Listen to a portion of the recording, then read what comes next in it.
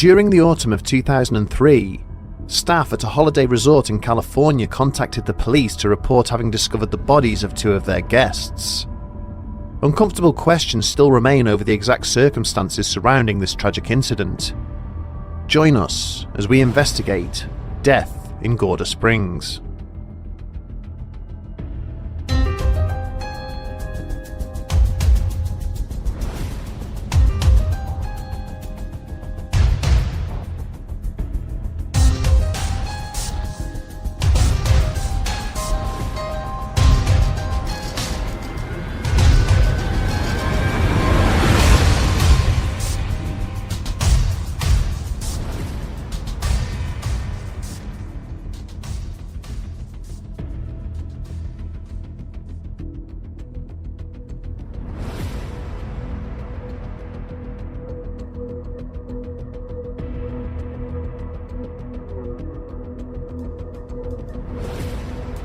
As he made his way along the gravel path that wound its way through the centre of the resort, Leonardo Flores could feel himself becoming anxious. The guests he was on his way to see had proven somewhat problematic ever since they had checked in at the start of the week, and he was unsure exactly how they were now going to react to being asked to leave the site. The two women had arrived on the Monday morning, paying for a week's stay, and asking if the room next door to theirs could be left vacant for the duration of their visit. When it had been explained that the staff could not facilitate this request due to pre-existing bookings, the pair had become upset and then requested that they be left alone whilst they were staying at the resort. The women had even gone as far as to insist that there be no maid service until after they had departed. The venue had agreed, on condition that they sign a waiver against using this arrangement to write an unfavourable review later on. Despite this request, Flores had still managed to sneak into the room whilst they had been in the nearby diner ordering a meal, and had found nothing out of the ordinary. The morning after they had checked in, the guests staying in the room next door had informed Flores of an incident that had happened on the previous evening. He and his family had been disturbed by a persistent and irritating pounding noise coming through the adjoining wall. It took him 15 minutes of knocking on the door to the cottage until one of the women had answered in a confused state, before she then closed it again without speaking. Now, on the day they were due to check out, the pair had failed to do so, and whilst it was not uncommon for a guest to be running a little late for their departure, there was something about the couple which troubled the hotel employee, something that he could not quite put his finger on. As he arrived at the door to the cottage, Flores attempted to shrug off these thoughts, before politely knocking. When there was no reply, he knocked again, more forcefully this time, but was still unable to elicit a response. With the curtains closed and being unable to see into the room, Flores had no choice but to open the door with the master key and to go inside. Moments later, the horrified Clark was running as fast as he could back to the main desk to call for the police, with the cottage door left swinging wide open behind him. The police officers who were called to the Gorda Springs resort on the morning of the 7th of October 2003 found the bodies of Abigail Tapia and Jacqueline Torres lying next to each other on the double bed of their holiday cottage. Black plastic bin liners had been securely taped over both of their faces, and their hands and legs had been bound using a number of identical lengths of white rope. Investigators reported that there were no obvious signs of injury or trauma anywhere on the bodies of either woman, both of which were dressed in t-shirts and their underwear. There was no evidence of a weapon or any other mechanism that might have ended their lives, and no obvious suicide note was located.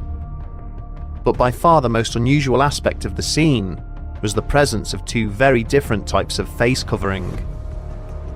Secured on top of the plastic bag which covered the face of Jacqueline Torres was a grinning Japanese-style kabuki mask, decorated with black, red and green patterns. Lying on a table beside the bed was an eye mask covered in feathers, much like those seen at masquerade balls.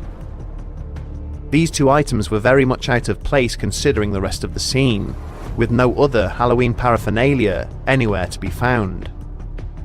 The room was relatively tidy, with the door locked and secured, and no signs of a break-in.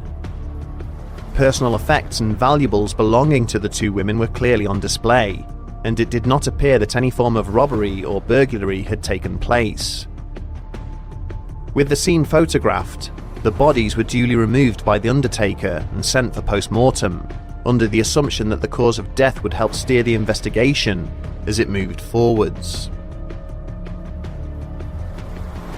Days later, the local medical examiner had little of use to offer the detectives in charge of the case.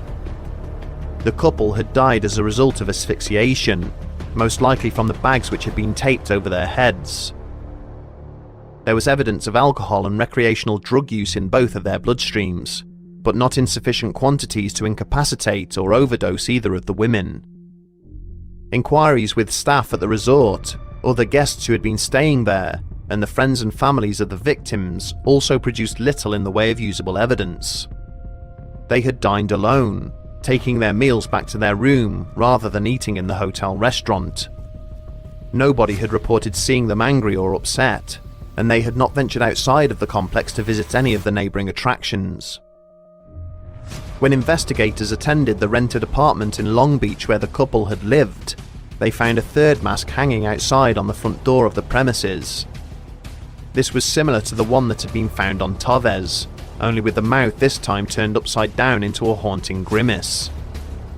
The manager of the complex was located and spoken to, describing the pair as good tenants, who were quiet and always paid on time. Inquiries with neighbours revealed that Tapia's sister had attended the location during the week, asking if anyone knew where they had gone, and it became apparent that nobody close to the women had known about their trip to Big Sur. Inside the apartment, the officers found photos of a recent holiday to Las Vegas to celebrate Tapia's birthday. But beyond this, there was little of evidential value to be found. The case that was later presented at the inquest into the deaths proposed that the women had died as a result of a suicide pact. The investigating detectives highlighted the fact that whilst the ropes that had been used to secure Tavez were tightly secured, a certain degree of looseness had been found on Tapia's. They hypothesized that Tapia had secured the bag to Tavez, asphyxiating her, before then incapacitating herself in the same way. Several letters, a mixture of typed and handwritten messages, had been left on one side in a manila envelope, addressed to the families of the two women. The contents of these were not disclosed during the inquest, other than to state that they were of a personal nature, and explain that both women were clearly in a state of emotional turmoil. It is, however, believed the content of these letters could not be interpreted or construed as a suicide note. Evidence was also presented to the court that Tapia had been in a significant amount of debt at the time of the trip to Gorda Springs, believed to be in the region of $60,000. At the conclusion of the inquest, the coroner found himself in agreement with the evidence that had been presented to him, and the case was closed off as suicide.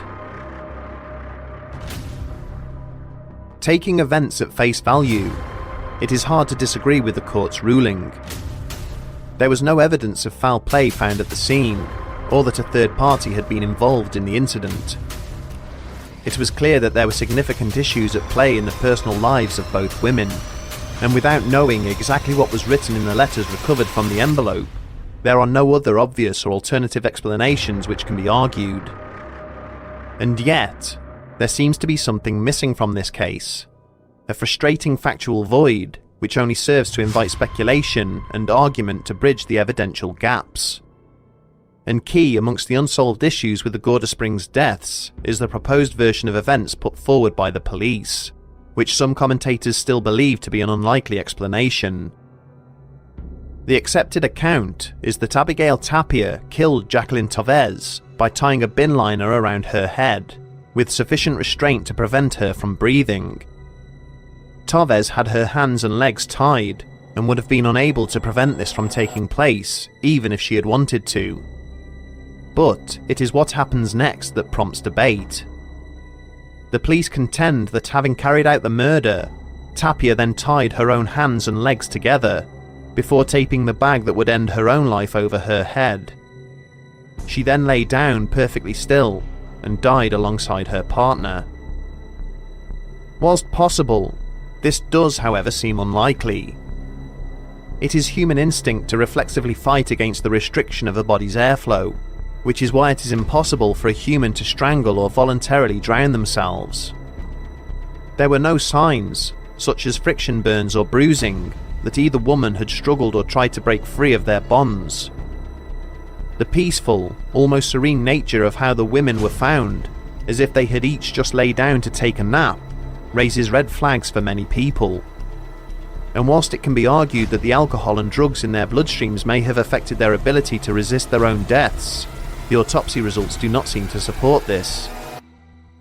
It is a case that bears strong similarities to another mysterious death that would take place 7 years later in central London.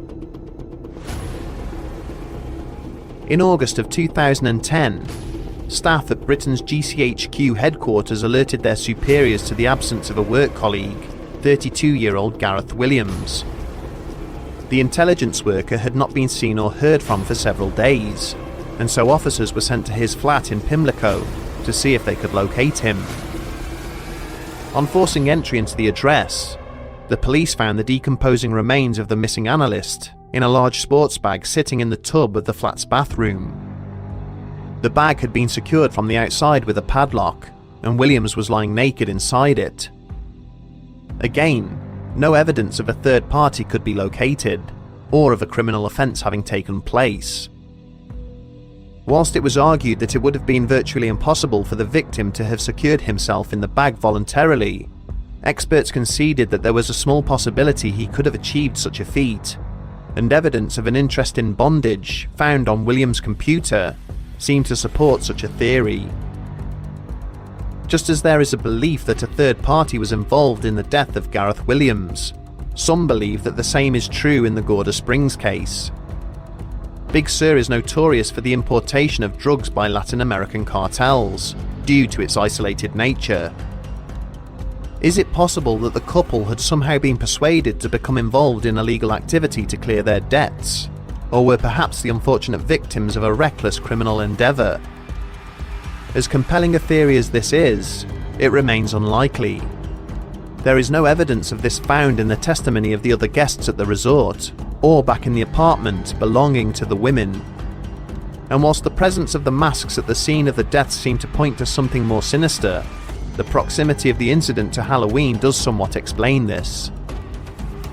Finally, it should also be noted that, not unlike Gareth Williams, Jacqueline Tavez was also attached in some way to the military-industrial complex. All that aside, Big Sur does seem to be the setting of a significant number of suicides when compared to similar regions. Some have put this down to the feelings of loneliness and helplessness that such a vast and foreboding area can instill, but there are others who point to mysterious forces which are believed to have made the region their home. For centuries, shadowy spectral figures known as the Dark Watchers have been reported stalking groups of hikers and visitors to the area. Others have reported suddenly feeling overcome by a sensation of utter helplessness and despair that virtually incapacitates them. This sensation has become known locally as the Terror, to which nobody is able to offer a viable explanation. There are also stories of a strange entity which has confronted people at the nearby Thornwood campground, a humanoid figure wearing a mask made of woven corn, which materializes from the trees during the hours of darkness.